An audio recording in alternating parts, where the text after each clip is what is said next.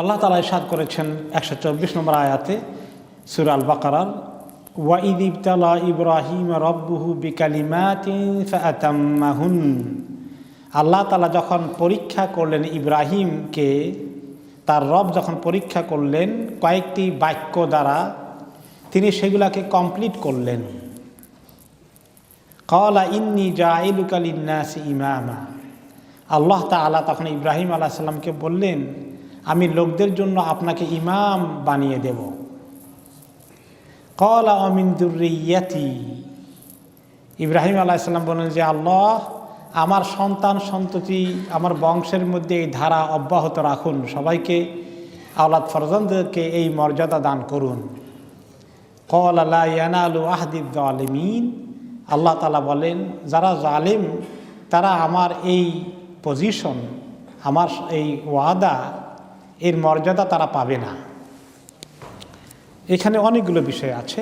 আল্লাহ তাআলা পরীক্ষা করলেন ইব্রাহিম আলাইহিস সালামকে। কী দিয়ে পরীক্ষা করলেন? বিভিন্ন বিষয়ে আল্লাহ তাআলা ওনাকে পরীক্ষা করেছেন।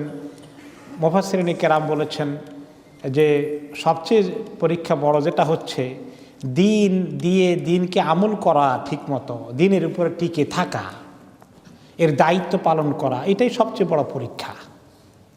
এবং তিনি পরীক্ষায় পাশ করেছেন। ফাআতাম্মাহুন, আল্লাহর হুকুম আহকাম কালিমাত বলতে, আল্লাহ তাআলার বাক্য বলতে শরীয়তের হালাল হারামের সমস্ত হুকুমকে বোঝানো হয়েছে। যদিও কিছু কিছু স্পেসিফিক জিনিস কোনো কোনো মুফাসসির বলেছেন যে তিনি কিছু পরীক্ষা নিরীক্ষা পড়েছিলেন, সেগুলোতে পাশ করেছেন। যেমন হাসান আল বসরি রাহমাতুল্লাহ আলাইহি বলেন, ই ওয়াল্লাহি লাকাদ ইবতালাহু বিআমরিন ফাসাবারা আলাইহি। আল্লাহ তাআলা ওনাকে বেশ কিছু কাজে, কঠিন কাজে পরীক্ষা করে নিয়েছেন, সবগুলোকে সবর করে পাশ করেছেন। যেমন ইবতালাহু বিল কাওকাবি ওয়াশ শামসি ওয়াল কামারি ফাআহসানা ফি যালিকা। সূর্য, চন্দ্র, তারকারাজি, এগুলো দেখে এগুলো মাবুদ কিনা, এত বড় সারা দুনিয়া আলোকিত করে। আল্লাহকে প্রথমে আল্লাহ তাআলা সঠিক সন্ধান না পাওয়ার কারণে এগুলোকে মাবুদ হিসাবে খোঁজাখুঁজি শুরু করলেন। পরে যখন এগুলো ডুবে গেল, সূর্য ডুবে যায়, চন্দ্র ডুবে যায়, তারাও ডুবে যায়, বলে এই ডুবে যায় যেগুলো, সেগুলো মাবুদ হয় কেমনি? এখানে পরীক্ষায় পাশ করে ফেলেন যে আসল মাবুদ তিনি ডুবারও কথা না, শেষ হওয়ার কথা না, তিনি বাকি থাকার কথা। এভাবে আল্লাহ তাআলাকে চেনার রাস্তায় তিনি এসে গেলেন। আর আল্লাহ তাআলা ওনাকে আবার পরীক্ষা করেছেন, হিজরত করতে বলেছেন। ওনার বাড়ি ছিল ইরাকের বাবিল এলাকায়, যেটাকে ব্যাবিলন বলা হয়। সেখান থেকে হিজরত করে আল্লাহ তাআলা ওনাকে বলেছেন শাম, সিরিয়া অঞ্চলে যান, সেখান থেকে ফিলিস্তিন, এরকম জার্নি করতে বললেন। বাড়ি ঘর, দেশ, পরিবার সব রেখে হিজরত করে চলে গেলেন। এটাও কম পরীক্ষা না। যদিও দেশ বাড়ি কেউ কেউ হিজরত করে, আমাদের জমানা শুরু করে দিছে তারা। এখানে মানে এই হিজরত উল্টা হিজরত আর কি। কারণ হচ্ছে যে এখানে আমরা আসার জন্য পাগল হয়ে গেছি। আর ইব্রাহিম আলাইহিস সালাম এরকম কোনো কিছু আশায় যেহেতু যান নাই, দুনিয়া পাওয়ার কোনো টার্গেট ছিল না, কাজেই নিজের দেশ বাড়িঘর ছেড়ে এরকম বিদেশ বিভূতিতে চলে যাওয়া, এটা ওনাদের কষ্টের কারণ ছিল, কিন্তু তিনি সেটা পাশ করেছেন। এরপরে আল্লাহ তাআলা ওনাকে আরও পরীক্ষা করেছেন। নমরুদ বিশাল আগুন জ্বালিয়েছে পুড়িয়ে ফেলার জন্য। এত বড় আগুন যে আগুনের জন্য বিরাট চতুর্দিকে ওয়াল দিয়ে লাকড়ির স্তূপ বানানো হয়েছে। সেই স্তূপের ভিতরে আগুন ধরিয়ে দিয়ে দাউ দাউ করে আগুনের শিখা উঠতেছে, সেখানে ওনাকে চরকি দিয়ে উল্টে ফেলে দেওয়া হয়েছে। এই পরীক্ষায় তিনি পাশ করেছেন। এরপরে আরও বড় পরীক্ষা, সবচেয়ে বড় পরীক্ষা হলো যে ওনার সন্তান পেয়েছেন অনেক বুড়ো বয়সে, ইসমাইল আলাইহিস সালামকে। এত সুন্দর ফুটফুটে বাচ্চা যখন বড় হয়ে অনেক বাবার সঙ্গে কাজকর্মে সহযোগিতা করার মতো বয়স হয়ে গেছে, দৌড়াদৌড়ি করার, এই সময় হুকুম হয়েছে জবাই করতে। জবাই করার জন্য প্রস্তুত হয়ে গেছেন এবং ছুরি হাতে নিয়ে ছুরি চালিয়ে দিয়েছেন। এত বড় কথা, এত বড় কোরবানি, সেখানেও পাশ করেছেন। যদি জবাই করতে হয়নি, আল্লাহ তাআলা ছুরিকে থামিয়ে দিয়েছেন, তুমি তোমার কাজ করো না, স্টপ করো। আর বলেন ইব্রাহিম আলাইহিস সালামকে, সন্তান জবাই করতে হবে না, তুমি যে করার সিদ্ধান্ত নিয়ে শুরু করে দিয়েছিলা, এই পরীক্ষাটা করতে দেখেছিলাম যে আমার হুকুম মানতে চূড়ান্ত ত্যাগের জন্য রাজি আছো কিনা। তোমার এই সিদ্ধান্তের কারণে তুমি পাশ করে ফেলেছো, জবাই করতে হবে না, আসমানি দুম্বা আছে সেটাকে কোরবানি করে দাও। এবং সেখান থেকে আমাদের কোরবানির ইতিহাস আছে, আপনারা সেটা ভালো করে জানেন। এরপরে আরও পরীক্ষা হয়েছে, কোনো কোনো রেওয়ায়তে 80 বছর বয়সে, কোনো কোনো রেওয়ায়তে 120 বছর বয়সে আল্লাহ তাআলা ওনাকে খেতান করতে বলেছেন, মুসলমানি করতে বলেছেন। এত বয়সে মুসলমানি করা তো কঠিন কষ্টের কাজ, সেখানেও পাশ করেছেন। এরকম করে আল্লাহ তাআলা ওনাকে সার্বিকভাবে যেই যতগুলো পরীক্ষা নিরীক্ষা দিনের দায়িত্বের কারণে করতে হয়েছে সব কিছুতে তিনি পাশ করেছেন। এবং আল্লাহ তাআলা বলেছেন যে আপনাকে আমি ইমাম বানাবো। নবী হলে নবী তো ইমামের থেকেও আরো বড়, তো নবী হওয়ার পরে ইমাম বানানোর কারণ কি? তার মানে হচ্ছে যে পরবর্তী বংশধরদের সবাই ওনার বংশধর হবে, নবুয়ত সব ওনার বংশধরের মধ্যেই আসবে। এই নবুয়ত ওনার বংশের বাইরে আর যাবে না, সবার উনি হয়ে গেলেন মুরব্বী। এই জন্য আমাদের নবী মুহাম্মদ সাল্লাল্লাহু আলাইহি সাল্লাম বলেন যে আমার পিতা ইব্রাহিম, আমি যখন মেরাজে গেছি তখন ওনাকে এই হালতে দেখেছি। আল্লাহ তাআলা বলেছেন, হ্যাঁ, মিল্লাতা আবিকুম ইব্রাহিম, তোমাদের বাবা ইব্রাহিম। এই সমস্ত নবীদের উম্মতদের বাবা হচ্ছেন ইব্রাহিম আলাইহিস সালাম।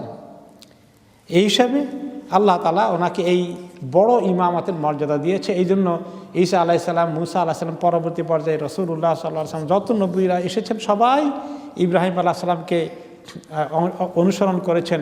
এবং আল্লাহ তাআলা বলেছেন ফাত্তাবি', বা অন্য জায়গায় তিনি বলেছেন যে মিল্লাতা ইব্রাহিমকে অনুসরণ করেন। তো ওনার সুন্নতের কথা বারবারই এসেছে, অনুসরণ করার কথা বারবারই এসেছে। সেই জন্য এই মর্যাদা যে ওনাকে ডিনাই করার মতো আর কোনো নবী বা কোনো উম্মতের এই শক্তি নেই। এমনকি যারা নবীর হক পথে নাই তারাও ওনাকে মানে। যারা ঈসা আলাইহিস সালামের উম্মত বলে আজকেও দাবি করে, খ্রিস্টানরা, ইহুদিরা যারা মুসা আলাইহিস সালামের উম্মত বলে দাবি করে, তারাও ইব্রাহিম আলাইহিস সালামকে মানে নাকি মানে না? মানে। কাজেই এই মানার কারণে ইমামতের দরজা ওনার ঠিক মতো কায়েম হয়ে গেছে। যদিও আমরা বলেছিলাম গত সপ্তাহে যে এতে করে এখন শান কার বড়, ইব্রাহিম আলাইহিস সালামের বড় না ওনার নাতি পরবর্তী বংশের মুহাম্মদ সাল্লাল্লাহু আলাইহি ওয়াসাল্লামের শান বড়? অবশ্যই মুহাম্মদ সাল্লাল্লাহু আলাইহি ওয়াসাল্লামের শান বড়, কারণ উনি তো সাইয়্যিদুল আম্বিয়া ওয়াল মুরসালিন, এবং মেরাজের ঘটনা সেটা প্রমাণ হয়ে গেছে, আমরা বলেছি। তবুও এখন তারপরেও সমস্ত নবীদের যদি আল্লাহ তাআলা লিডারশিপের মর্যাদা ইমাম বানান মুহাম্মদ সাল্লাল্লাহু আলাইহি সাল্লামকে, কিন্তু রাসূলুল্লাহ সাল্লাল্লাহু আলাইহি সাল্লাম ওনাকে মুরব্বী মানতে কি ওনার আপত্তি আছে? ওনার তো মুরব্বী অটোমেটিক্যালি আসেই, মানবেন না কেন? কারণ উনি নিজেই বলেছেন আমার বাবা ইব্রাহিমকে এই হালতে দেখেছি। মানে আরবিতে নিজের দাদা, পরদাদা ইত্যাদিকে বাবা বলা হয়, ওই সেন্সে চলে আসে। কাজেই এটা কোনো কন্ট্রাডিকশন নাই, প্রত্যেকেই আপন জায়গায় ইমামত পেয়ে গেছেন।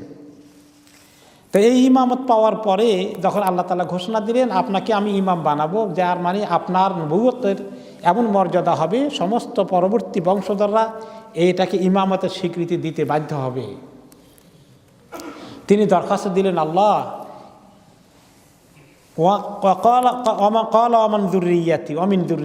আল্লাহ আমার সন্তান সন্ততিকেও সবাইকে এই মর্যাদা দেন না। আমার ছেলে মেয়ে নাতি নাতিন যারা আসবে দুনিয়াতে সবাই যেন এই দিনের দায়িত্ব পালন করার মর্যাদা লাভ করে এবং তাদের নেতৃত্ব যেন দুনিয়াতে প্রতিষ্ঠিত হয়। তাদের এই দিনই নেতৃত্ব আল্লাহ তাআলা যেন দুনিয়াতে তাদেরকে দিনের কাজ করান।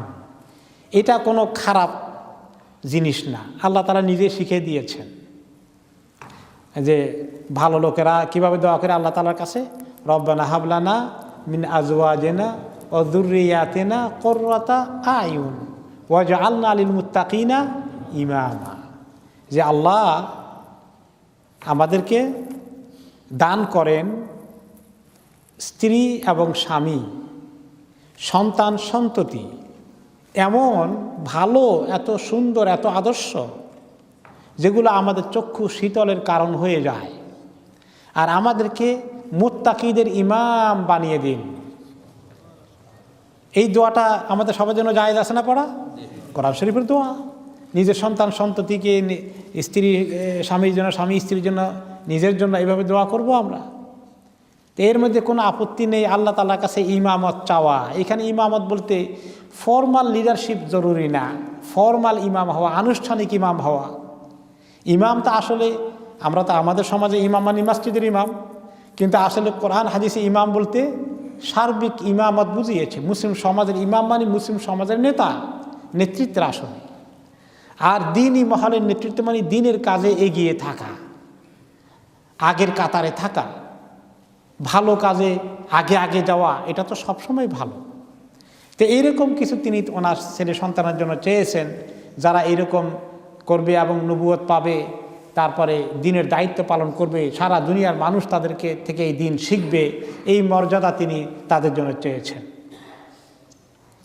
তো আল্লাহ তাআলা বলে দিচ্ছেন যে তোমার দরখাস্ত কবুল হবে, তবে কাদের ক্ষেত্রে? যারা তোমার সন্তান সন্ততির মধ্যে এই দায়িত্বের অর্থ বুঝে, সেই দায়িত্বের উপরে টিকে থাকে, সেই মেথোডোলজি অবলম্বন করে। কিন্তু যারা ফাসেক, শিরক এগুলোর মধ্যে লিপ্ত থাকবে, তারা তো এই দায়িত্ব পাবে না। ক্বালা লা ইয়ানালু আহদিয যালিমিন, লা ইয়ানালু আহদিয যালিমিন। আল্লাহ তাআলা বললেন তোমার মানে আমার যারা জালেম, তারা আমার এই ওয়াদা, মর্যাদার এই ওয়াদা তারা পাবে না। জালিম হলে কেমনে পাবে?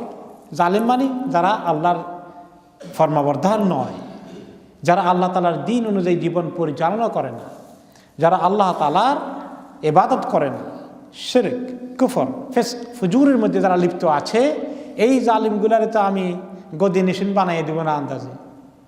গদি নিশিন বানায় না, এলেম থাকুক আর না থাকুক, তাকওয়া থাকুক আর না থাকুক, গদি তার জন্য রেডি আছে। এইরকম গদি নিশিন বানাবেন না আল্লাহ তাআলা ফাসেক ফাজেরকে। যেই ব্যক্তি, হ্যাঁ, ওনার ছেলে মেয়ের মধ্যে, সন্তানদের মধ্যে পাওয়া গেছে, ইব্রাহিম আলাইহিস সালামের ছেলে ইসহাক এবং ইসমাইল দুইজনেই এই মর্যাদা পেয়েছেন কিনা? তারপরে ইসহাক আলাইহিস সালামের ছেলে, ওনার নাতি ইয়াকুব আলাইহিস সালাম যিনি ইসরাইল, তিনি পেয়েছেন। এইভাবে অনেক শত শত ওই বংশে আরও এসেছে, ইউসুফ আলাইহিস সালাম, মুসা আলাইহিস সালাম, ঈসা আলাইহিস সালাম, অনেক নবী এসেছেন, সবাই পেয়ে গেছেন। কিন্তু দেখা গেল যে ওনার আওলাদের মধ্যে আবু জাহল, আবু লাহাবও আছে। এটা তো ওনার আওলাদ, পরবর্তী বংশধর।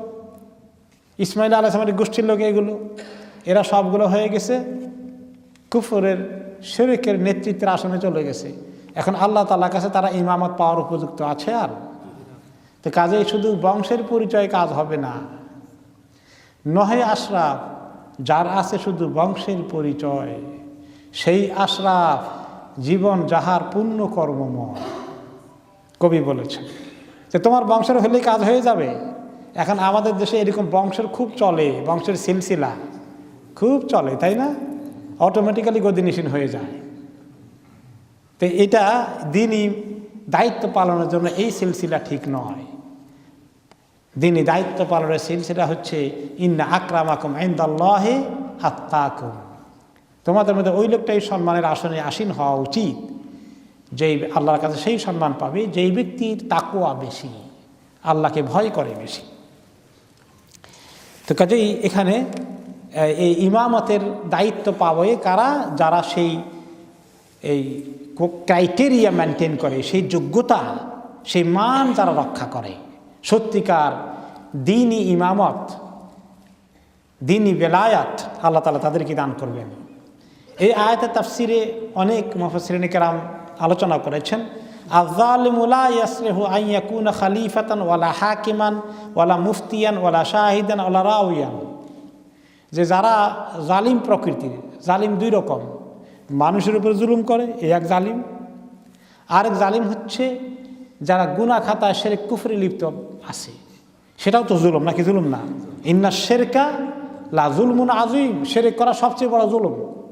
তাহলে গুনাহ করা এটাও জুলুম, কিন্তু আমরা গুনার জন্য তওবা করি, লা ইলাহা ইল্লা আনতা সুবহানাকা ইন্নী কুনতু মিনাজ জালিমিন, আমি জালিম, আল্লাহর কাছে স্বীকার করি।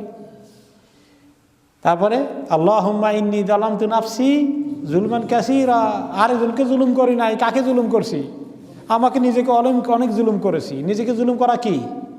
গুনাহ করা।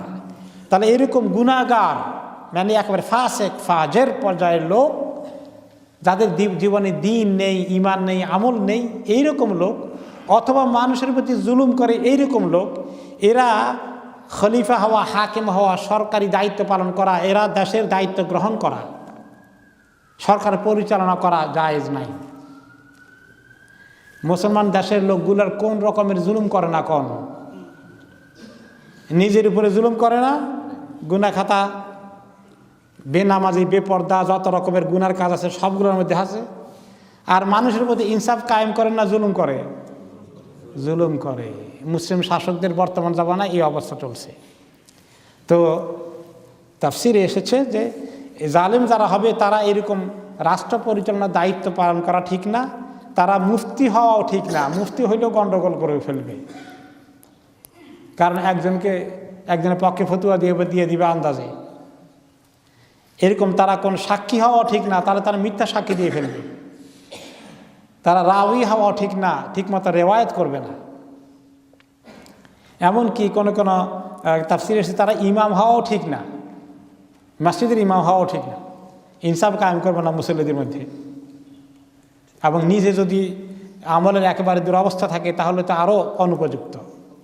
তাহলে যে কোনো মুসলিম উম্মতের দায়িত্ব পালন করার জন্য সে এই কোয়ালিটি, সে এই পদের উপযুক্ত না। লা ইয়ানালু আহদিজ জালিমিন, জালিম পর্যায়ের লোকেরা এই দায়িত্ব পাবে না, পাওয়া ঠিক না। কিন্তু এখন মুসলিম উম্মতের দায়িত্ব পালন করতেছে যারা, তারা জালিম প্রকৃতির লোক। এটা হলো কেন? কিয়ামতের আগে জালিম পর্যায়ের লোকেরা বেশি সরকারি দায়িত্ব পালন করবে। এটা একটা হাদিসে এসেছে, ইয়া রাসূলুল্লাহ কখন কিয়ামত হবে? তখন তিনি বলেছেন, ইরা উসিদাল আমর ইরা গায়রে আহলিহি, যেই লোক যে কাজের উপযুক্ত নয় তার হাতে সেই কাজ দিলে, সে দায়িত্ব দিলে, এটা কিয়ামতের লক্ষণ। যারা মানুষের টাকা পয়সা আমানত আত্মসাৎ করে, জনগণের সম্পত্তিকে নিজের মনে করে লুট করে, শুধু দেশের জাতীয় সম্পদকে লুট করে,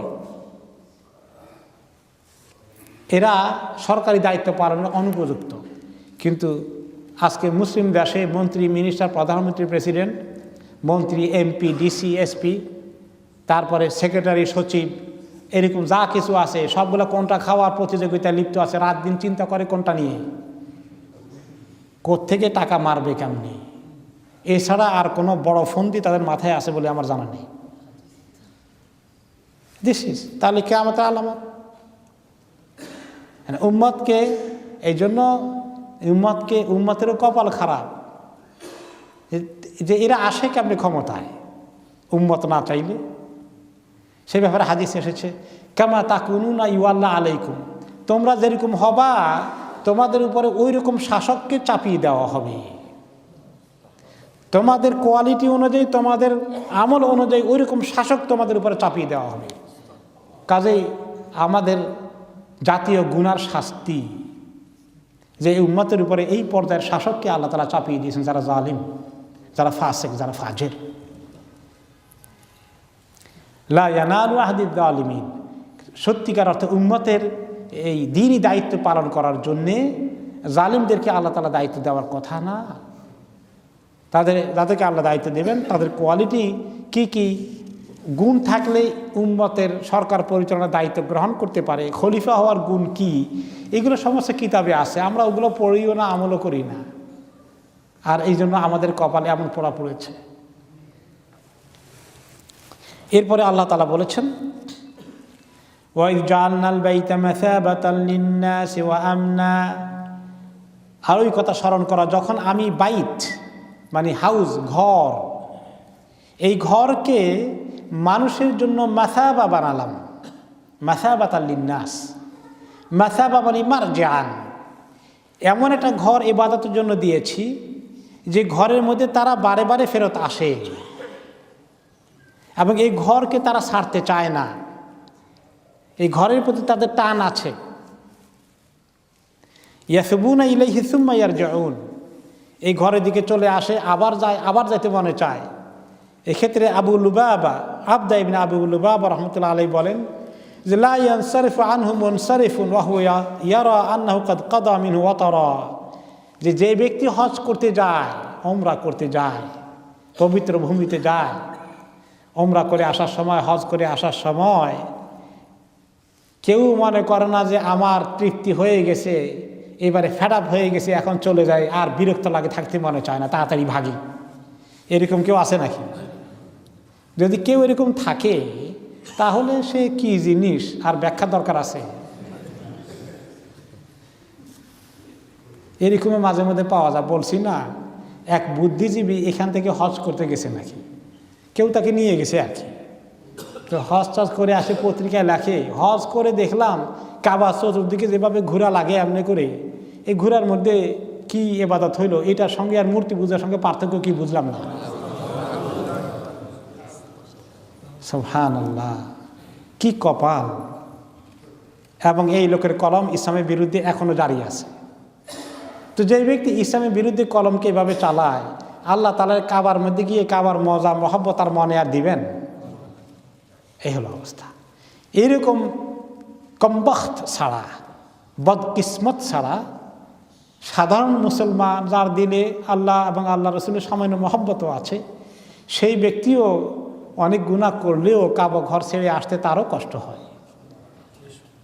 এবং হজের সময় যে এত কষ্ট লাগে, কিছু সবাই পরিশ্রম যথেষ্ট আছে, এরপরে আসার সময় মুক্তি পেয়ে গেছি, জলদি করে ঘরে চলে যাই, এরকম লাগে না। তারপরে বিদায় তওয়াব করে আসতে কষ্ট লাগে, ঘরকে বিদায় করে আসতে কষ্ট লাগে, এবং যতই যান ততই আরও বেশি যেতে মনে চায়। হ্যাঁ, এই হচ্ছে মাসাবাতাল লিন্নাস, আল্লাহ তাআলা বলে দিয়েছেন। হ্যাঁ, ইমাম ইবনে কাসির রাহমাতুল্লাহ আলাইহি বলেন যে আল্লাহ তাআলা এই ঘরে যে কি মর্যাদা দিয়েছেন, এই কথা পরিষ্কারভাবে আয়াতে ফুটে উঠেছে। আইজাআলাহু মাহাল্লান তাশতাকু ইলাইহিল আরওয়াহ ওয়া তাহিন্নু ইলাইহি, মানুষের রূহগুলো এই ঘরে যাওয়ার জন্য এত আগ্রহী হয়ে থাকে। আহারে, আমাদের মুসলিম বিশ্বের কত গরিব মানুষগুলো সারা দিন, আল্লাহ তোমার ঘর একটু রিজিক, জিয়ারাতের রিজিক আমাদেরকে দান করো। গরিব মানুষগুলোর এত আকাঙ্ক্ষা আছে। আমার নিজের আত্মীয় স্বজন অনেককে আমি দেখেছি, যাদের সামর্থ্য ছিল না আল্লাহর ঘর জিয়ারাত করতে, হজ করতে আসবেন অথবা ওমরা করতে আসবেন, অনেকে আফসোস নিয়ে দুনিয়া থেকে চলে গেছেন। আর অনেকেই যারা এসেছি তাদের কোনো দিন আশা তৃষ্ণা মিটে না, যে আমার অনেকবার গেছি, আর যাওয়া দরকার নেই, আর মনে চায় না, এবার আর কত যাওয়া যায়, এরকম বলতে কাউকে শোনা যায় না। এবং ইমাম কাসির রাহমাতুল্লাহ আলাইহি বলেন যে এটা হচ্ছে ইব্রাহিম খলিল আল্লাহ তাআলা কাছে দোয়া করেছিলেন, ফাজআল আফইদাতাম মিনান নাস তাহউই ইলাইহিম, আল্লাহ আপনি এমন করেন যে মানুষের মনকে এই ঘর এবং এই পবিত্র শহর, এই বালাদুল আমিন, এই শহরমুখী, এই মক্কামুখী করে দেন, এভাবে সবাই যেন আকর্ষণ ফিল করে এদিকে আসতে। এই জন্য অনেকে জেদ্দা এয়ারপোর্টে যখন এত কষ্ট লাগে ইমিগ্রেশনের কিছু এই দীর্ঘ সময়ব্যাপী কষ্টের কারণে, হজ ওমরা করতে গিয়ে ফ্লাইটের কষ্ট, ইমিগ্রেশনের কষ্ট, অনেক কষ্ট হয় কোনো কোনো সময়। এই কষ্ট শেষ করে যখন মক্কা শরীফে গিয়ে পৌঁছে আল্লাহর ঘরের মিনারা দেখে, সুবহানাল্লাহ, সমস্ত দুঃখ দূর হয়ে যায়, সমস্ত দুঃখ দূর হয়ে যায়। আমি একবার ফ্যামিলি নিয়ে গেলাম, একদম ছোট্ট বাচ্চাটা ওই সফরের কারণে খুব বেশি টায়ার্ড হয়ে গেছে, অনেক কষ্ট হয়ে গেছিল। তো সে তখন বলছিল, ছোট মানুষ তো, আমি আর এখানে কোনোদিন আসবো না। তারপরে থাকার পরে এত মজা পেয়েছে, বলে যে আমরা এত তাড়াতাড়ি যাব না। আসার পরে বলে যে আমরা আবার কবে যাব। এটাই হলো সুবহানাল্লাহ, আল্লাহ তাআলার কুদরত। ফাজআল আফইদাতাম মিনান নাস তাহউই ইলাইহিম, হ্যাঁ, যে মানুষের অন্তরকে এই ঘরমুখী করে দেন, এই শহরমুখী করে দেন, এদিকে আকর্ষণ সৃষ্টি করে দেন, তারা যেন আসার জন্য আকর্ষণ ফিল করে। এবং এই ঘর হচ্ছে এমন একটা ঘর, এক ঐতিহাসিক ঘর, আর দ্বিতীয় কোনো ঘর পৃথিবীতে এমন একটি নেই। ইন্না আউওয়ালা বাইতিন উযিআ লিন-নাসি লাল্লাযী বিবাক্কাতা মুবারাকান ওয়া হুদাল লিল আলামিন।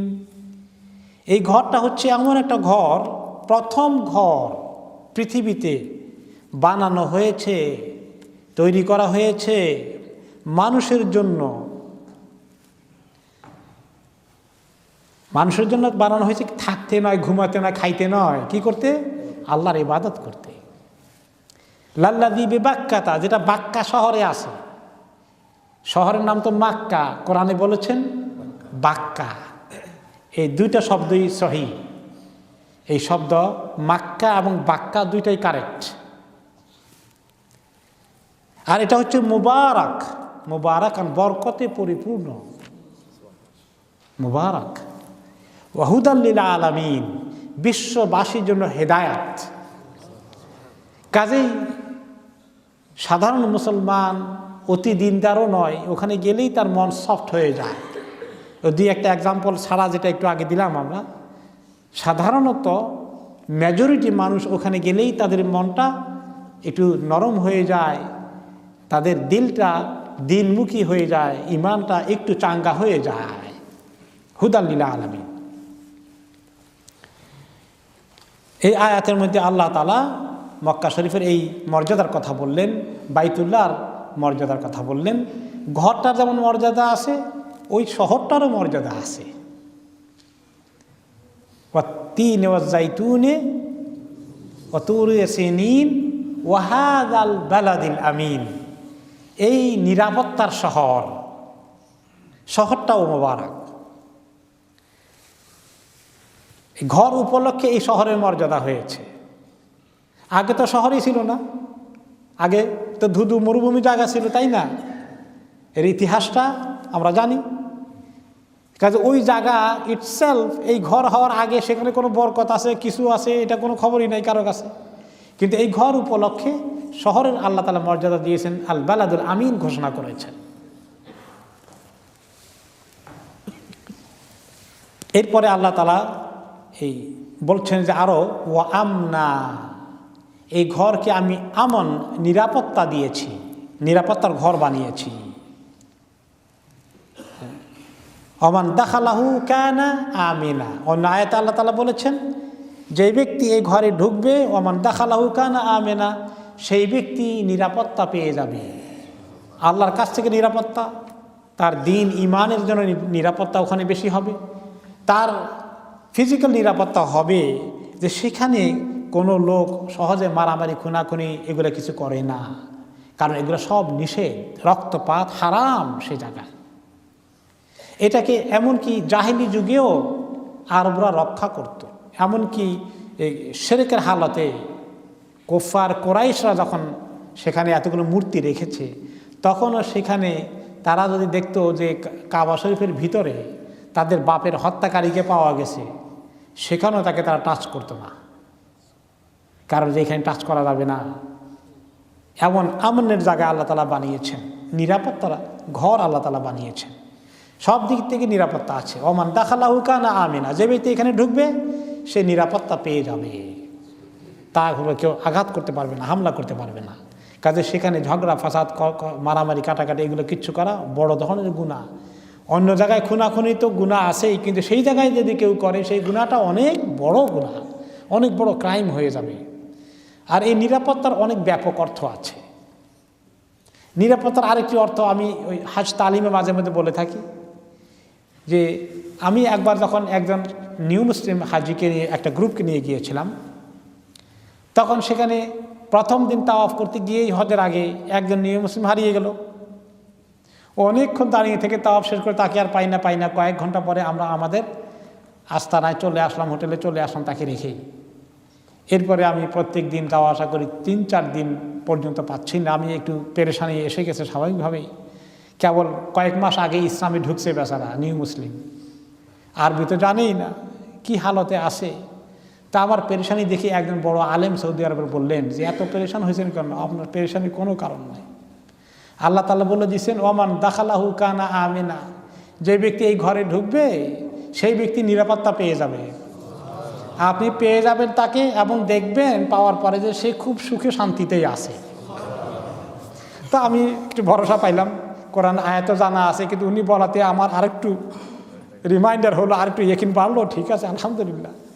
এরপরে শেষ পর্যন্ত খবর পাওয়া গেল 3-4 দিন, মানে ওই দিনই তাকে আরেক এই লন্ডনে এক গ্রুপের একজন আছেন, তিনি নিয়ে গেছেন, নিয়ে এত সুন্দর করে রাখছেন, আমি যেখানে রাখতাম তার চেয়ে ভালো জায়গায় রাখছেন, কোনো অসুবিধা নেই। তার লুক আপনার আরও ভালো করে হয়েছে। তখন বললাম সুবহানাল্লাহ, ওমান দাখালাহু কানা আমিনা, নিরাপত্তা যে আল্লাহ তাআলা দেবেন সুস্পষ্ট কথা। এরপরে আল্লাহ তাআলা আরও এই ঘরের মর্যাদা সম্পর্কে বলছেন, ওয়াত্তাখিযু মিন মাকামি ইব্রাহিমা মুসাল্লা, আর তোমরা কি করো, এই মাকামে ইব্রাহিমের ওখানে নামাজের জায়গা বানাও, ওইখানে নামাজ পড়ো, মাকামে ইব্রাহিমের সামনে নামাজ পড়ো। এখন মাকামে ইব্রাহিম কি, মাকাম মানে কি, মাকাম বুঝেন? আমাদের তো মাকাম আছে,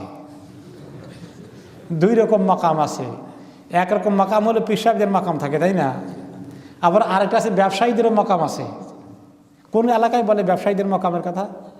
আছে কোনো কোনো ডিস্ট্রিক্টে বলে, খুব বেশি সব জায়গায় না বললেও আমি জানি বাংলাদেশে কোনো কোনো জায়গায় বলে মাকাম। মাকাম মানে জায়গা, একামতের জায়গা, যেখানে কেউ অবস্থান করে ওইটার জায়গা। তো ইব্রাহিমের অবস্থানের জায়গা, এই মাকাম কেয়াম থেকে আসলে দাঁড়ানোর জায়গা। কেয়াম থেকে ইসমে যরফ, যারা আরবি বুঝেন, ইসমে যরফ মাকান, দাঁড়ানোর জায়গা, কেয়ামের জায়গা। তো এই ইব্রাহিমের দাঁড়ানোর জায়গা, কেয়ামের জায়গা, এটার অর্থটা কি? তো কেউ কেউ এখানে বুঝিয়েছেন যে এটা অর্থ হচ্ছে যে পুরো ঘরটাই ইব্রাহিম আলাইহিস সালামের ধাতে বানানো, যেহেতু এটা পুরোটাই মাকামি ইব্রাহিমের আন্ডারে চলে আসে। আবার কেউ কেউ বলেছেন যে এইখানে শুধু নয়, হজের জায়গাগুলো যতগুলো আছে, মাশায়ের মুকাদ্দাসা, মিনা, মুজদালাফা, আরাফাত এবং মসজিদুল হারাম, পুরোটাই সবগুলোই মাকামি ইব্রাহিম। কারণ ইব্রাহিম আলাইহিস সালাম এই সমস্ত জায়গায় সবগুলাতে যা হাঁটাহাঁটি করে হজ করেছেন। আল্লাহ তাআলা ওনাকে মানাসিক দেখিয়েছেন। ও আরেনা মানাসিকানা, আল্লাহ ঘর তো বানালাম, হজের কথা বললেন, লোকদেরকে হজের দাওয়াত দিতে দিলাম, এখন হজ কর্ম কেমনে মানাসিক শিখিয়ে দেন, হজের নিয়ম কানুন কায়দা মাসাইল শিখিয়ে দেন, কোথায় কোথায় হজ করতে হবে এগুলো বলে দেন। তা আল্লাহ তাআলা এগুলো সব বলে দিলেন, কোথায় তাওয়াফ করতে হবে, কীভাবে সাই করতে হবে, মিনায় কখন যেতে হবে, আরাফাতে কখন যেতে হবে, মুজদালিফা থেকে আবার কখন ফেরত আসতে হবে মিনায়, পাথর কোন জায়গায় মারতে হবে, এসবগুলো মানাসিক, এসবগুলো মিলে মাকামে ইব্রাহিম কোনো কোনো তাফসীরে এসেছে। কিন্তু অধিকাংশ আলেম নিয়েছেন আরেকটি অর্থ, সেটা হচ্ছে মাকামে ইব্রাহিম কাবা শরীফে বা মসজিদে হারামে একটা খাস জায়গা। সেটা হচ্ছে যে আল হাজারুল্লাযী ওয়াদাআতহু যাওজাতু ইসমাঈল তাহতা কদম ইব্রাহিম, যে অথবা কোনো কোনো আছে ইসমাঈল আলাইহিস সালাম যে পাথরটা এনে দিয়েছিলেন হযরত ইব্রাহিম আলাইহিস সালামকে, এটার উপরে তিনি দাঁড়াতেন, দাঁড়িয়ে কাবা ঘরের ওয়াল নির্মাণ করতেন। উপরে উঠার জন্য এই পাথরটা আল্লাহ তাআলার হুকুমে ক্রেনের মতো কাজ করত, এবং তিনি যখন ওই আরেক দিকে যাতেন এটা ওনাকে ঘুরে নিয়ে যেত। অলমোস্ট বানানোর সময় তিনি তাওয়াফ করতেছেন, এইভাবে এই পাথরটা কাজ করত, এবং সেই পাথরটা এখনও সেখানে আছে। এই ব্যাপারে একটা রেওয়ায়েত আসছে, ওমর রাদিয়াল্লাহু তাআলা আনহু হজের সময় নবী করিম সাল্লাল্লাহু আলাইহি ওয়াসাল্লামের পাশে ছিলেন। যখন ওনারা প্রথম তাওয়াফ করতে আসলেন, লাম্মা তাওয়াফা নবী সাল্লাল্লাহু আলাইহি ওয়াসাল্লাম ক্বালা লাহু ওমর হাযা মাকামু আবিনা, ওই মাকামে ইব্রাহিমের জায়গায় আসার পরে তখন ওমর রাদিয়াল্লাহু আনহু কনফার্ম হলেন, জিজ্ঞেস করে, ইয়া রাসূলুল্লাহ, এটা কি আমাদের পিতা ইব্রাহিমের মাকাম, এটাই কি মাকামে ইব্রাহিম? ক্বালা নাআম, তিনি বললেন হ্যাঁ। তখনও কিন্তু ওইখানে নামাজ পড়ার কোনো হজের সময়, তাওয়াফের সময় বা সাইর সময়, ওমরার সময় যে তাওয়াফ হবে, তখনও 2 রাকাত নামাজের হুকুম আসে নাই, শুধু 7 চক্কর তাওয়াফ আর 7টা সাই, ওমরা শেষ। হজের মধ্যেও তাই, বাকি মিনা মুজদালিফা আরাফা। তো ওমর রাদিয়াল্লাহু তাআলা বলছি, এই মাকামে ইব্রাহিম একটা এত ভালো জায়গা, আফালা নাত্তাখিযাহু মুসাল্লা, আমরা কি এটাকে নামাজের জায়গা হিসেবে বেছে নেব না 2 রাকাত নামাজ পড়ার জন্য? তো ওনার প্রশ্ন শোনার পরে নবী করিম সাল্লাল্লাহু আলাইহি ওয়াসাল্লাম কিছু বলেননি। আল্লাহ তাআলা ওহী নাযিল করে দিলেন, ওয়াত্তাখিযু মিন মাকামি ইব্রাহিমা মুসাল্লা, তোমরা মাকামে ইব্রাহিমের নামাজের জায়গা বানিয়ে ফেলো, তাওয়াফের শেষে ওখানে নামাজ পড়তে হবে, হুকুম পাওয়া গেল। ওমর ইবনে খাত্তাব রাদিয়াল্লাহু আনহু বলেন যে আল্লাহ তাআলা আমাকে 3 জায়গায় আমার সঙ্গে একমত হলেন। কোন কোন রায়াতে আমি আল্লাহ তাআলার সঙ্গে 3 জায়গায় একমত হয়ে গেছি। সুবহানাল্লাহ। এক জায়গা হচ্ছে এই মাকামি ইব্রাহিমের কথা আমি বলছিলাম, আল্লাহ তাআলা আয়াত নাজিল করেছেন। আরেক জায়গায় আমি যখন দেখলাম যে পর্দার আয়াত নাজিল হয় নাই, নবী করিম সাল্লাল্লাহু আলাইহি ওয়াসাল্লামের ঘরে পুরুষ মেহমান আসলে ওনার ফ্যামিলি সহ একসঙ্গে খান। কোনো সময় নেককার মানুষও ওনার মেহমান হয়, কোনো সময় আছে গুনাহগারগুলোও মেহমান হয়, ওনার বিবির দিকে তাকায়। এগুলো আমার কাছে কেমন উল্টাপাল্টা লাগছিল। তা আমি আল্লাহ তাআলার কাছে বললাম যে আল্লাহ, আমি নবী করিম সাল্লাল্লাহু আলাইহি ওয়াসাল্লামকে বললাম, ফালাউ আমারতা উম্মাহাতুল মুমিনিন বিল হিজাব, ইয়া নবী রাসূলুল্লাহ, আপনি যদি আপনার বিবিদেরকে বলতেন তারা হিজাব করবে, পুরুষদের সামনে আসবে না, খুবই ভালো হইতো। তো রাসূলুল্লাহ সাল্লাল্লাহু আলাইহি ওয়াসাল্লাম নিজের থেকে শরীয়ত কায়েম করেন না। তিনি কার অপেক্ষায় থাকেন?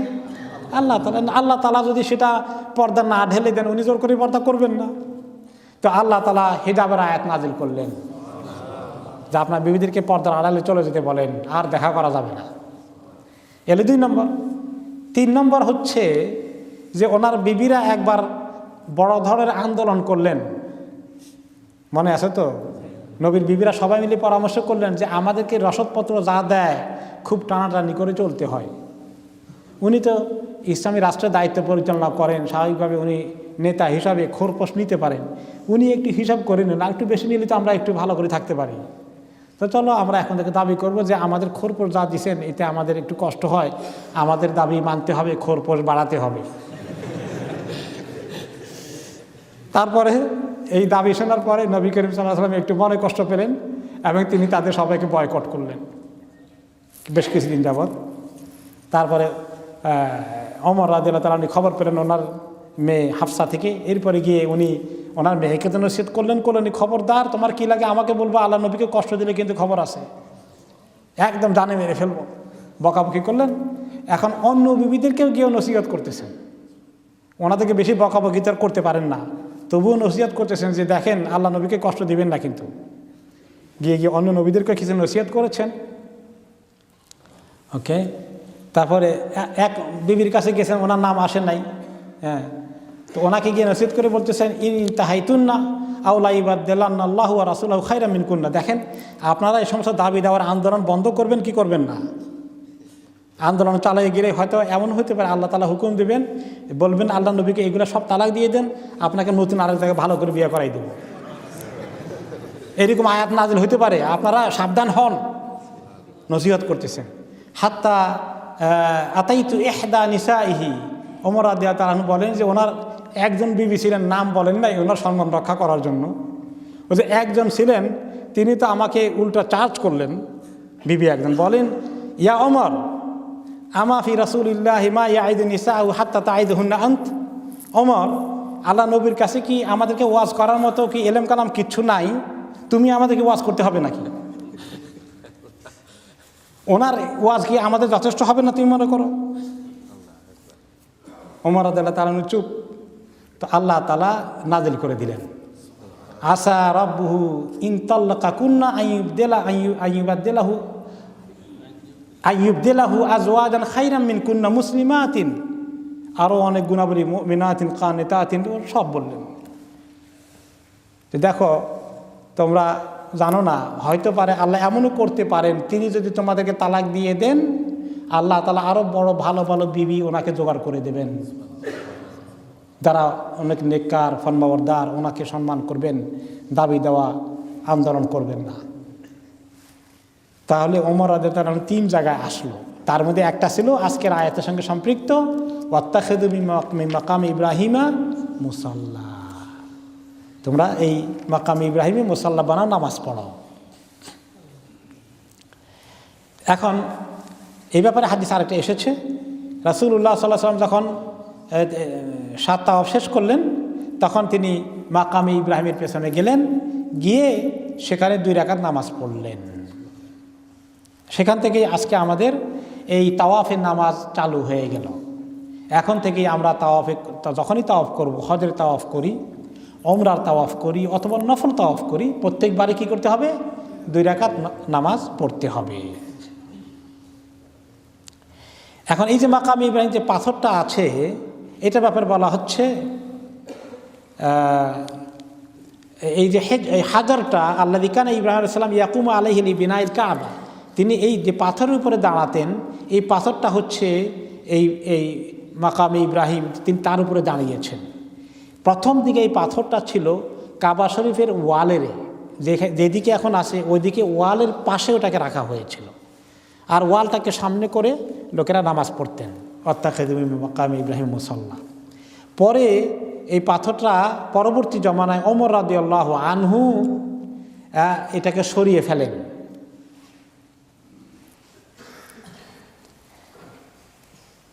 ওমর রাদিয়াল্লাহু আনহু পাথরটাকে সরিয়ে আন, আর একটু দূরে সরিয়ে আন, এই জন্যে যে দেওয়ালের পাশে থাকলে যারা নামাজ পড়তে চায় তারা তো এখানে এসে নামাজ পড়বে, এখন যারা তাওয়াফ করতে আসে তারা তাওয়াফ করবে কেমনে? এই জন্য পাথরটাকে সরিয়ে আর একটু দূরে নিয়ে গেলেন, ওইখানে রেখে তারপরে রাখলেন, এই যে এদিকে তাওয়াফ করার সুযোগ হয়ে গেল। এখন যখন এত লোক হজের সময় তাওয়াফের সময় হয়, যে পাথর যেখানে রাখা আছে সেখানের ওইদিকে পার হয়ে আরও বহুদূর চলে যায়, মাকামে ইব্রাহিম পুরোটাই এখন মাতাফ হয়ে যায়। এখন ওলামায়ে কেরামের ফতোয়া হচ্ছে যে মাকামে ইব্রাহিমের নামাজ পড়াটা উত্তম যদি জায়গা পাওয়া যায়, কিন্তু যদি জায়গা না পাওয়া যায়, তাওয়াফের কারণে পুরো এরিয়া তাওয়াফের লোকেরা তাওয়াফের জন্য ব্যবহার করছে, তখন ওখানে তাওয়াফে ডিস্টার্ব করে ওই জায়গায় নামাজ পড়াটা কি জরুরি? জরুরি নয়। মসজিদে হারামের যে কোনো জায়গায় এই তাওয়াফের নামাজ আদায় করলে হয়ে যাবে। কিন্তু কিছু জাহিল প্রকৃতির লোক আছে, তারা বলছে না, এইখানে মাকামে ইব্রাহিমে পড়তেই হবে, যান যায় আর থাক, যান থাক আর যান যাক, পড়তেই হবে। এবং এই পড়ার কারণে হাজার হাজার মানুষের কষ্ট হোক, তারা ডোন্ট কেয়ার অ্যাবাউট দিস। এবং কিছু লোকে কর্ডন দিয়ে এরকম করে ঘেরাও করে রাখে, আর শত শত মানুষ এরকম করে আসছে এই ঘেরাওর মধ্যে পড়ে। হায় রে, মানুষের কি কষ্ট হয়, জালিমগুলো এত বদতমিজ, এত কমবখ্ত। তখন ওইখানে তারা নামাজ পড়ার জন্য অস্থির হয়ে যায়। কিছু আফ্রিকান লোক আর ইরানিয়ান, এই দুই কিসিমের লোক, এরা একেবারে নাছোড়বান্দা, এবং এরা মানুষকে এত কষ্ট দেয়, কত হাজি, কত মানে এত আসে, বদদোয়া আসে এদের প্রতি, অভিশাপ নিয়ে তারা হারাম শরীফ থেকে ফেরত আসে। কাজে এই কাজ করবেন না। যখন দেখবেন যে জায়গা আছে, পিছনে একটু দূরে গিয়ে দাঁড়াবেন, কাছে কখনোই দাঁড়াবেন না। দূরেও যদি দেখা যায় তাওয়াফের জন্য ব্যবহার হয়ে গেছে, তখন ওইখানে পড়ার জন্য অস্থির হবেন না। যে কোনো জায়গায় পড়লে আল্লাহ তাআলা আপনাকে মাকামে ইব্রাহিম পড়া থেকে বেশি সওয়াব দান করবেন। এই ভিড়ের মধ্যে মাকামে ইব্রাহিম পড়লে আপনার গুনাহ হবে, কারণ একজন মানুষকে, একজন নয়, এত হাজার হাজার শত শত হাজিকে, তাওয়াফকারীকে কষ্ট দেওয়া আপনি কবিরা গুনাহ করছেন। নামাজ পড়াটা ওখানে পড়লে একটু নফল সওয়াব হতো, একটু ফজিলত বেশি হতো। তো ফজিলত বেশির পরিমাণটা এক পাল্লায় রাখেন, আর এত মানুষকে কষ্ট দেওয়ার কবিরা গুনাহ আরেক পাল্লায় রাখেন। কোনটা ভারী বেশি? গুনার পাল্লা অনেক ভারী। এটা একটা কমন সেন্স। এই জ্ঞান হুঁশ কি আল্লাহ মুসলমানকে দেন নাই? যে ব্যক্তি তার এই কমন সেন্স ব্যবহার না করে মানুষকে কষ্ট দেয়, সেই লোকের কপালে এই আপনার এই জিয়ারাতের মধ্যে, হজ আর ওমরার মধ্যে আল্লাহর কাছে তার কি পাওয়ার আছে আর কি হারানোর আছে, এগুলো চিন্তা করার মতো জ্ঞান যদি আল্লাহ তাদেরকে দান করতেন। আল্লাহ রাব্বুল আলামিন এই মাকামে ইব্রাহিমের কথা বললেন। তারপরে এই আয়াত শেষ হচ্ছে, ওয়াহিদনা ইলা ইব্রাহিম ওয়া ইসমাঈলা তাহিরা বাইতিয়া লিত-তাইফিনা ওয়াল আকিফিনা ওয়ার রুকআইস সুজুদ। আমি চুক্তি করলাম, অ্যাগ্রিমেন্ট করলাম ইব্রাহিম এবং ইসমাইল এই দুইজনের কাছে। কারণ ইব্রাহিম আলাইহিস সালামের পরে এই কাবাঘরের দেখভাল কে করেছেন? আরেক নবী, ওনার নাম ইসমাইল আলাইহিস সালাম। এই দুইজনের সঙ্গে আমি পাকাপোক্ত চুক্তি করলাম, ওয়াদা করলাম, কথা বললাম কি, আনতাহিরা বাইতিয়া, আমার এই ঘরকে তোমরা দুজনে পাক করে রাখো। তায়েফ যারা তাওয়াফকারী তাদের জন্যে, ওয়াল আকিফিন যারা মুকিম তাদের জন্যে, যারা মুকিম হয়ে আছে তাদের জন্যে, তাইফিন যারা জায়রিন জিয়ারত করতে আসে তাদের জন্যে, ওর রুকআই সুজুদ যারা রুকুকারী সাজদাকারী নামাজের হালতে আসে। তো কাবা ঘরের ওখানেতে কেউ তাওয়াফ করেন, কেউ নামাজ পড়েন, কেউ জিকির, আজকার, তাসবিহ, কোরআন তেলাওয়াতে ব্যস্ত আছেন, এই যে কোনো ইবাদতের কাজেই যারা করতে আসবে সবার জন্য এই ঘরকে তোমরা কি করো? পাক করে রাখো, তাহেরা, পবিত্র করে রাখো। পবিত্র করার অর্থ কি? এক নম্বর হচ্ছে যে শিরক থেকে পবিত্র করো। এই খবর আল্লাহ তাআলা আগে দিয়ে দিয়েছেন, কারণ পরবর্তী বংশধর তো ওনাদের এই মক্কা থেকে তারাই শিরক নিয়ে মূর্তিগুলো কায়েম করেছে। আল্লাহ তো এগুলো জানেন, এগুলো করবে, আগে থেকে সতর্ক বাণী দেওয়ার দায়িত্ব আল্লাহ কমপ্লিট করেছেন যে খবরদার কোনো শিরক করো না, শিরক থেকে আল্লাহর ঘরকে মুক্ত রাখো। এটা একটা অর্থ, পবিত্রতার অর্থ। আরেকটা হচ্ছে যে এই ঘর যখন তোমরা বানাবে, সেই ঘরের মধ্যে তোমরা নেক নিয়তে বানাবে, যে আল্লাহ তাআলার জন্যই বানাবে। এটা হলো মানুষের পবিত্রতা, কাজের পবিত্রতা, আমলের পবিত্রতা। এবং এইটা তো ওনারা নিজেরাও সতর্ক আছেন। এই জন্য ইব্রাহিম আলাইহিস সালাম যখন ঘর বানিয়েছেন, মুখে কি দোয়া পড়তেন? রব্বানা তাকাব্বাল মিন্না ইন্নাকা আনতাস সামিউল আলিম। হে আল্লাহ, আমাদের থেকে এই কষ্টের কাজটাকে কবুল করেন, আপনার জন্য ঘর বানাই, এটা কবুল করেন আপনি। কারণ তিনি এই ঘর বানাচ্ছেন আল্লাহর জন্য, পৃথিবীর প্রথম ঘর। এই ঘর হজের জন্য সারা দুনিয়ার মানুষ আসবে। এই ঘরের প্রতিষ্ঠাতা হওয়ার গৌরব ওনার জন্য আছে। চিরজীবন ওনাকে সবাই মনে রাখবে, ওনাকে জিন্দাবাদ বলবে। এইগুলো মনের মধ্যে ওয়াসওয়াসা আসার সম্ভাবনা আছে না নাই? আছে। ইখলাসের সাথে করতে হবে। তো লেসন তো শুধু ওনার জন্য নয়, সবার জন্যই লেসন। আমরা যখন মসজিদ বানাই তাহলে এই নিয়ত রাখতে হবে। অনেকে লন্ডনী ভাইরা মসজিদ বানাই, আমরা বানাই না, টাকা পয়সা দিই। তো এই খেয়াল রাখতে হবে যে আমার নাম, কাম, সুনাম, সুখ্যাতি অর্জন, আমার ব্যাপারে সবাই খুব প্রশংসা করবে, আমাকে সবাই খুব সম্মান করবে, এরকম কোনো নিয়তে করা ঠিক নয়। ফি সাবিলিল্লাহ, ওয়াজহিল্লাহ, আল্লাহর ওয়াস্তে আমরা যত মসজিদ বানাই, মাদ্রাসা বানাই, দান খয়রাত করি, এইটা যেন মাইন্ডে থাকে। মানুষের কাছ থেকে সুনাম, সুখ্যাতি অর্জনের নিয়ত থাকলে আল্লাহর কাছে কবুল হবে? হবে না। এটা যেন ভালো করে আমরা বুঝি। তাহেরা, এই পবিত্রতা সব দিক থেকেই হয়। এছাড়াও পবিত্রতা বলতে আবার ফিজিক্যাল পবিত্রতা থাকতে পারে। কারণ অনেক লোক হজ, তাওয়াফ, জিয়ারত করবে, সেটার মধ্যে যদি রেগুলার ক্লিনলিনেস না থাকে, পবিত্রতা না থাকে, তাহলে সেটাও তো একটা ঝামেলার কারণ হবে, তাই না? আর তাহারাতুস মিনাল ইমান শাত্রুল ইমান, আর তাহুরু শাত্রুল ইমান। হাদিসের পাক পবিত্রতা, পাক সাবরা ইমানের অর্ধেক। এই জন্য ওই ঘর এবং যে কোনো মসজিদ সবগুলোকে ক্লিন রাখাও কিন্তু বড় আমলের কাজ। এই জন্য কিয়ামতের দিন আমল নামার মধ্যে অন্যতম বড় আমল কোনটা থাকবে? মসজিদকে ক্লিন করতে ঝাড়ু দিত, এই আমলটা। সুবহানাল্লাহ।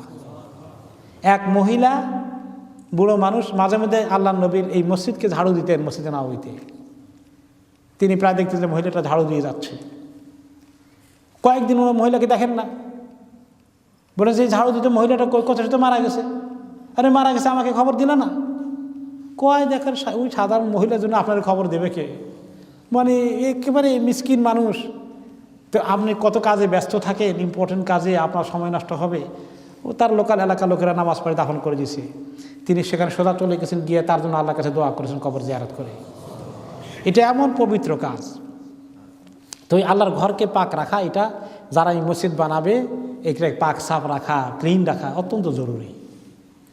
এই আল্লাহর ঘর, বিশেষ করে মসজিদে হারামকে ক্লিন রাখা তো আরও বেশি জরুরি। চিন্তা করেন কি পরিমাণ তাওয়াফকারী, কি পরিমাণ লোক মসজিদে হারামে ঢুকে আর বাইর হয়, বলেন তো দেখি। আর ওইখানে ময়লা হওয়া কীরকম সম্ভাবনা রয়েছে? সুবহানাল্লাহ।